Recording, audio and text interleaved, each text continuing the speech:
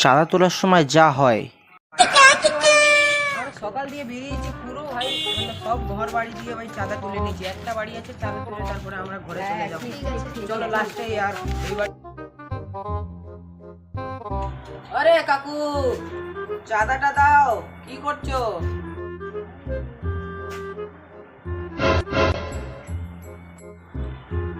দেখতে পাচ্ছিস না গেটে তালা মারা? আরে চলো চলো বাড়ি যাই, এখানে আর টাকা পাওয়া যাবে না। চল বাড়ি যাই, চলো আমার নিজের। চলো। ও বাবা, বিয়ে হয়েছে, এমনিতে টাকা নেই, অন্যদিকে চালা ছেড়ে চলে আসে। দেখি তো চলে গেছে নাকি।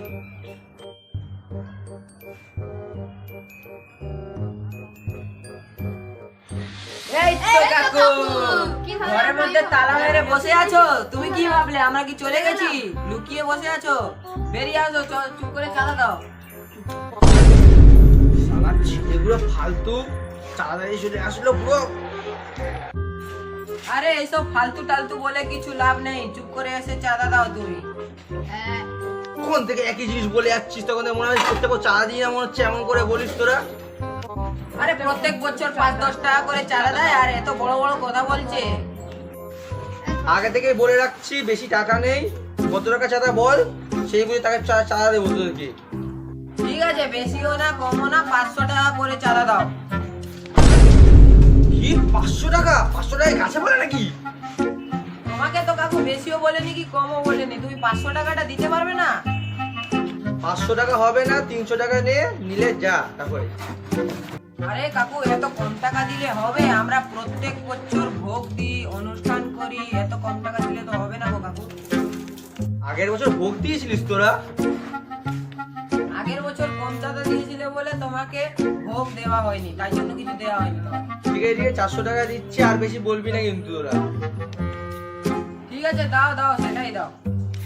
এবার যেন ভোগ আসে, এত টাকা দিচ্ছি, ভোগ আসে যেন এবারে। ঠিক আছে, তোমাকে বেশি করে এবার প্রসাদ দেবো। তাহলে আসলাম কাকু, চলো চলো। আসলাম, জয় শ্রীরাম। 400 টাকা দিয়ে দিলাম। কালী ঠাকুর যখন স্বপ্নে আসে।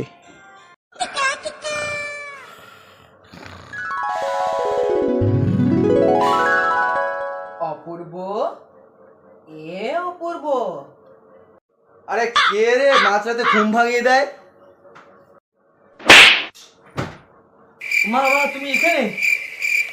হ্যাঁ আমি তোর কাছে পুজো নিতে এসেছি। হ্যাঁ সত্যি মা? হ্যাঁ। আরে তুমি এমন টাইমে আসলে যে আমাকে টাকাই নেই। আমি কি টাকা নিয়ে আসবো? যে করে হোক আমার পুজো কর। ঠিক আছে মা। তাহলে আমি আসছি।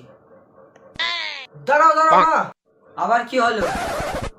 তোমার হাতে ত্রিশূলের জায়গায় এত বড় খুন্তি কোথা থেকে আসলো মা? সব দিকে নজর না। আরে ত্রিশূলটা হারিয়ে গেছিল, এই জন্য খুন্তি নিয়ে এসেছি। ওহো, তাহলে আমি আসলাম, আমার পুজোটা নিশ্চয়ই করবি। হ্যাঁ মা হ্যাঁ, তুমি সাবধানে যেও। বাজি কেনার সময়। তোদের কিছু কেনাই। ও কাকু, বাজির দাম কত গো? বাচ্চাকে বাজি কেনাবো।